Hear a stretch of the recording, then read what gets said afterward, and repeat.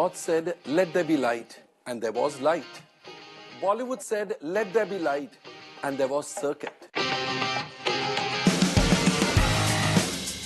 And this high voltage circuit has given us many a thunderous performance. Please welcome the powerhouse of talent, Arshad Warsi.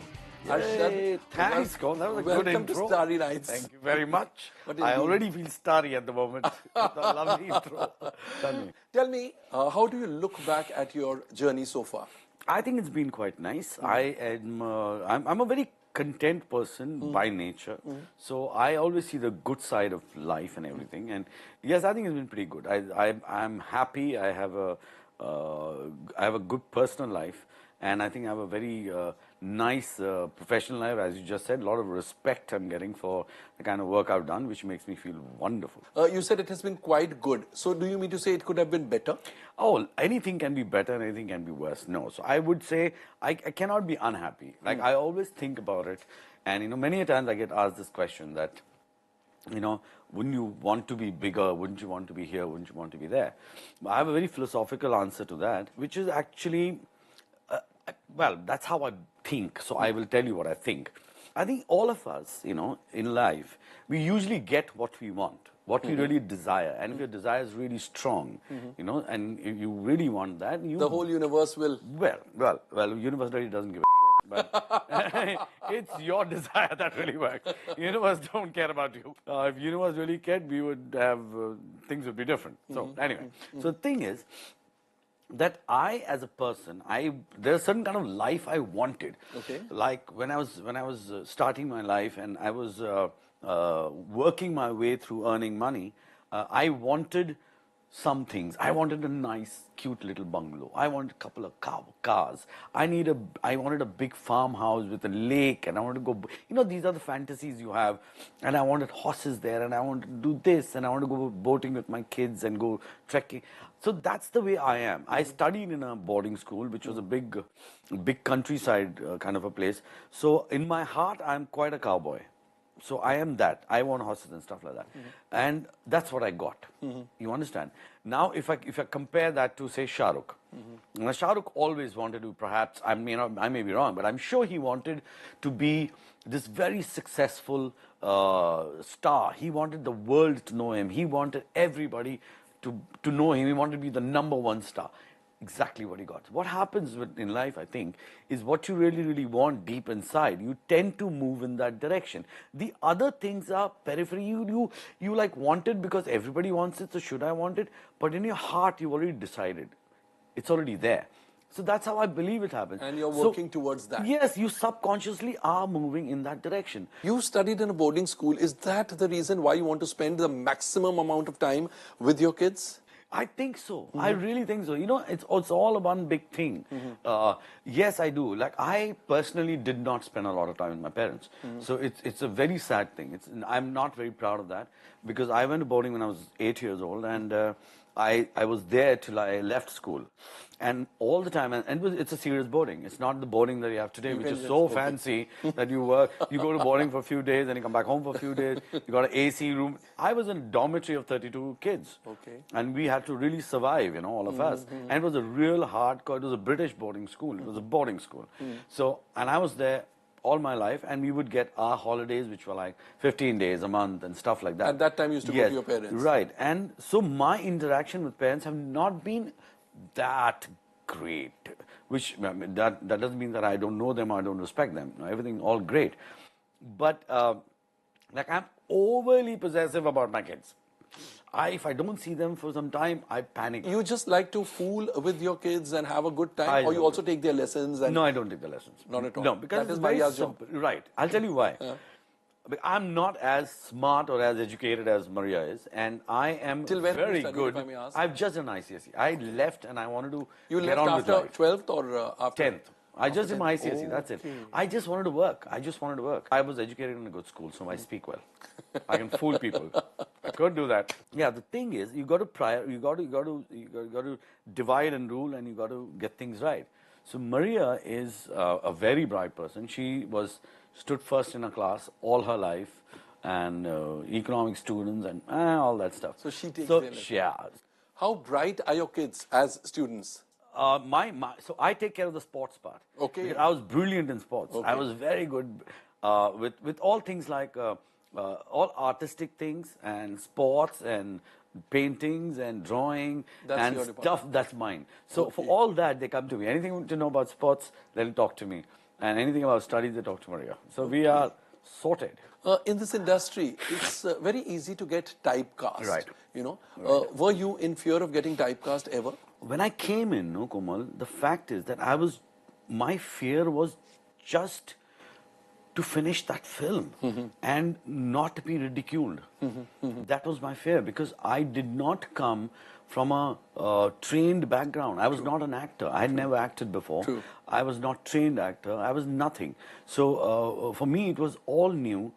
And my entire mind was purely on the basis of just do good enough that when you're walking on the street, people don't say this idiot wanted to be an actor.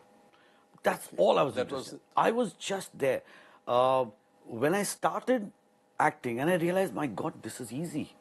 And I don't know about easy. I said, but this comes naturally to me. I don't have a problem doing it. And I'm enjoying doing it. So yeah, so I never thought too hard about it. Typecast this. I didn't even know about it. Let's be honest. My knowledge of the industry was pretty nil. So I didn't know that happens. You get typecast or this happens or that happens. I had no idea. It's later, gradually, that I started learning the whole process. And by then it was too late. I should have learned that way long back. Big mistake. But that's what happened. You start learning. The thing is, yes, you do get typecast. And it's somehow... it's very weird, but very few directors and very few producers can actually see through and look through your typecast image and look at the actor. Arshad, there must be a wish list of things you want to still do. Oh, yeah. Of course, you've got a long way to go. Yeah. Plenty of years yet. But there must be some quick... I think I'm going to be acting perhaps all my life. I think so. I'm sure. I feel like that. I'm that kind of a person. I'm going to start doing elder brother, then uncle, then father, then grandfather. I'll keep going. One of those spaces. I think what I really want to do is I want to direct a film. Okay. A couple of things, but connected to movies. Yes, I want to direct a film sooner or later. I would like to do that. You know, you turned a producer. Yeah. And why did you stop? Because every actor seems to have turned a producer now. Yes. For me, I'll tell you what happened was, the fact is, I think I'm a great producer, but a terrible businessman. Okay. That's a lethal combination. It's very bad to be like that. Because either, if you're a good producer, you better be a good businessman so that you can control yourself. But being a bad businessman, I was like, you want to blow up that car? Yeah, blow it. Whatever you do. You want so many people? Yeah, go for it. You want to spend so much? Do it. Which is not a bright thing to do as a producer, as a businessman. So I realized, but if you come up the hard way, one would know the value of money. How come you were a bad businessman? It's. I don't think it's like that. I think you know the value of small denomination of money. Okay, this was big money. You lose perspective. Just kidding. And therefore, you decided to just give up production? Not really give up. I tend to not give up anything. But I guess it's maybe later when some other thing, something excites me, or if the whole equation is right, or I have better, smarter people who can handle the business part of me and I can handle the creative part of it, something like that, something. But as I said, never. I would never say never. Never say never. Never. What gave you the confidence that you can be a Bollywood actor? I became an actor really by default. And I'm here. Well, I don't know what to do. But if somebody tells me, okay, we would like you to play Superman, I'll say, dude, get a life. I know, dude, come on, you can't do that. So you are aware that you can do certain kinds of roles? Yes, of course. Certain kinds you can't do? Yeah, I mean, certain kinds as in when it is absolutely, it's like you ask me to play a basketball player, then I'll have a problem. If you ask me to play a basketball player who was a short person, I'll do it. It's as simple as that. You got to, know your facts in life. You got to know yourself. What is it that you're most comfortable doing in front of the camera, or everything? Everything. I swear, this sounds so pompous. Every time I say it, I'm like, everybody must be, sure. But really no kidding. Acting does not scare me. It does not scare me. What scene I'm doing does not scare me. Is it going to be a dramatic scene? Is it comedy? Is it this? If you ever shoot me when I'm working, you'll be surprised that okay, Seher, there's a sequence where I die. It's a very dramatic sequence. Before that sequence, Sushant and me were laughing and we were cracking out about something. And then we did that shot. So that's how I am. Switch on, switch off? Yes, and it absolutely doesn't bother me. What kind of scene? Nothing, it doesn't bother me. I'm fine. I'm comfortable with everything. You know what's tough is comedy. Comedy is tough. Comedy tires you. You get tired by the end of the day.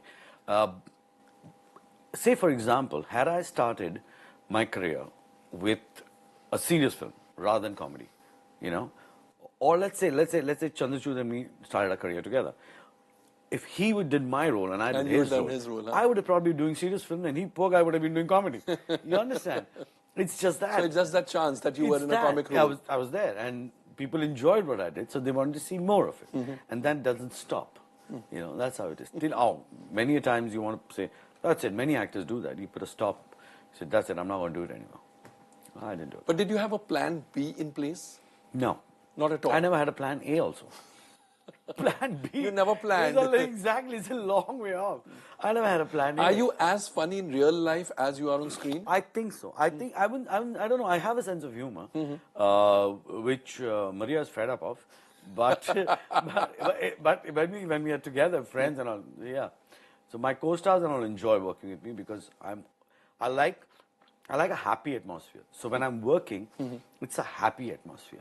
Everybody's enjoying themselves. There's some jokes happening. I don't like. I keep getting asked a very silly question about. So do you do pranks? I find that very lame. I think we are too grown up to do pranks. Exactly. So I keep telling them, I'm sorry, but no. Pranks are for kids. Kids, yeah. Grown-ups have a sense of humor. So yes, we do have a sense of humor. And you tend to spend more time with your film colleagues and film friends or non-film friends? No, non-film friends. I spend more time with my kids. Yeah, but other than kids, if you're with friends, yes, most of them are non-filmy. They are bankers. They're doctors, they're ad filmmakers, those are the photographers. And there are bad filmmakers. Yeah. So these are the guys. But yes, that doesn't mean that I don't have friends in the film fraternity. I do have, but I also know that they're all busy. But then when we have a little get-together at home, like Christmas perhaps, you know, so yes, then people like Ritesh and all these guys and Subhash and Raju and all these guys do land up. And like dancing gets you alive, you know, I love it, because you're so good at dancing. Is there any time you have felt intimidated by a dance?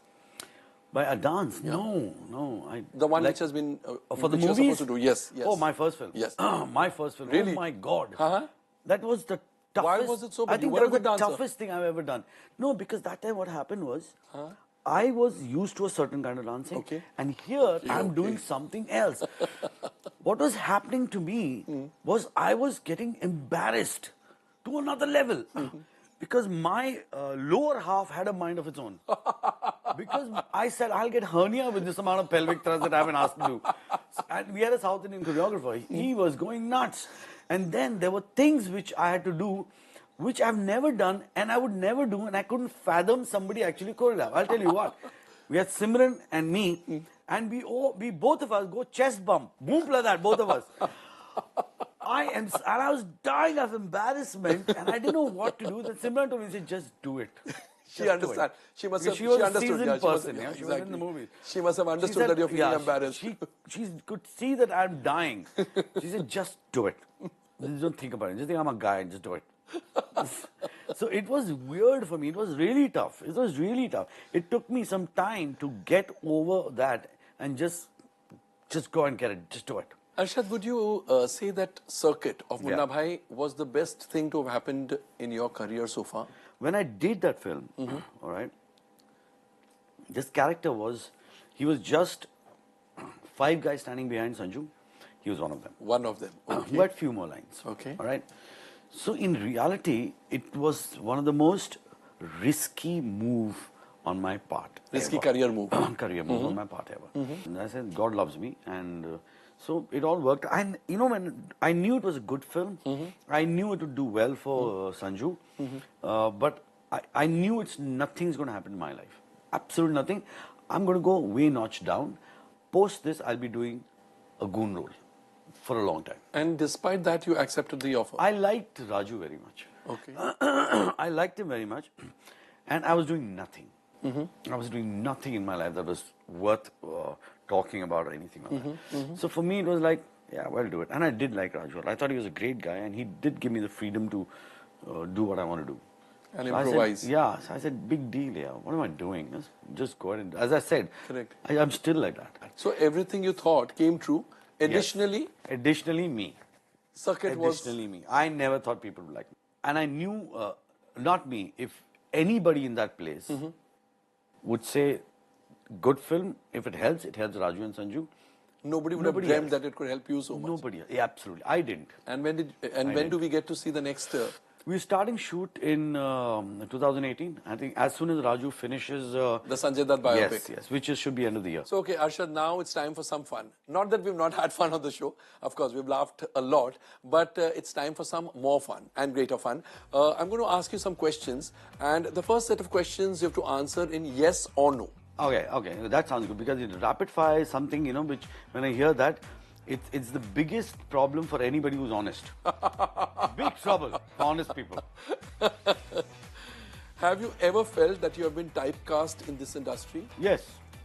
Do you wish you had a godfather in the industry? No. Have you ever done a film only and solely for money? Yes. Have you ever done golmaal in real life? No. Never. No. Not even as a kid. No, yeah. Boarding. Get whipped. Have you ever thought to yourself, "Maine pyar kyun kiya"? No. Never. Too happy. Yeah. Love is a beautiful thing. Now, the next set of questions, your answers have to be in one word. One word. Or probably two or three Try. words. Okay. The most dhamal moment of your life. Birth of my children. The most faltu moment of your life. Film called Faltu? One thing that nobody knows about you. Nobody. Nobody knows about me. I'm actually quite a serious guy. Jaya Bachchan knows about it. Really? Yeah, she told me. Uh-huh. You know, all this facade of humor that you do, I know how serious you are deep down. I'm like, okay, let's just stop there. The one person you credit your success to. Oh my God. I don't know about credit, but I thank Mr. and Mrs. Bachchan and Joy Augustine for getting me into this profession. Into this industry. Yeah. The most cliched answer you've ever given in an interview. Oh my God. This is a great film.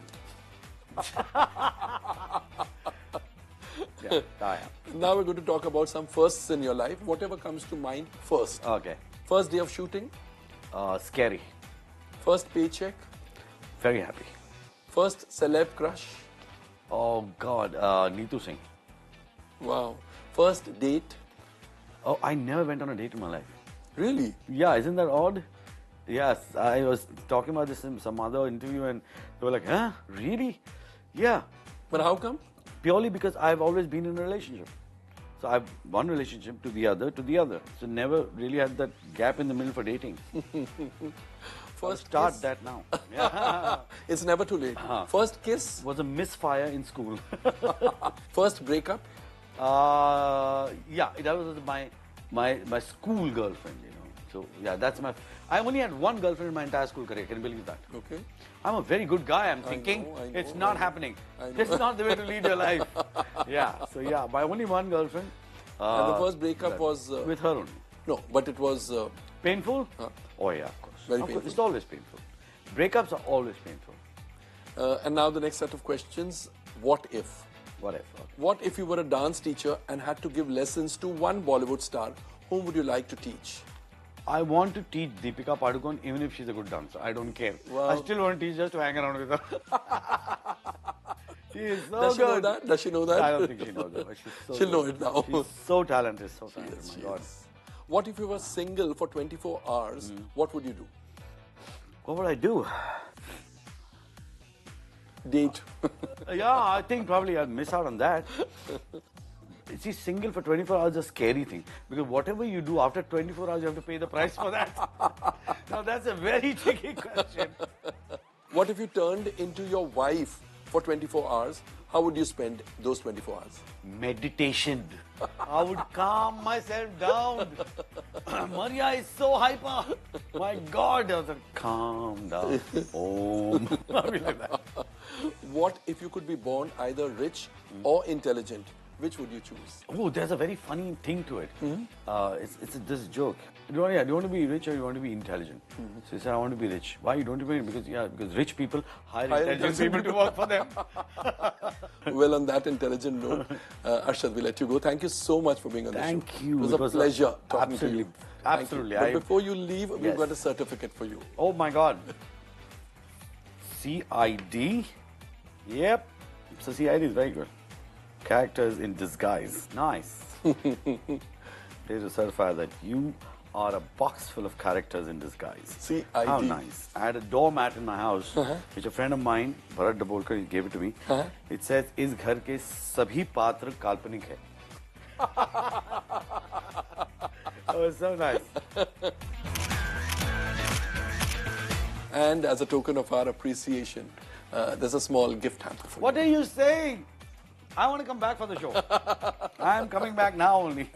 Thank you so much. Thank you so much. Love gifts and hampers and everything. All right, great, good. Kids getting educated about sexuality. When I went there, I was the only father. They were all women.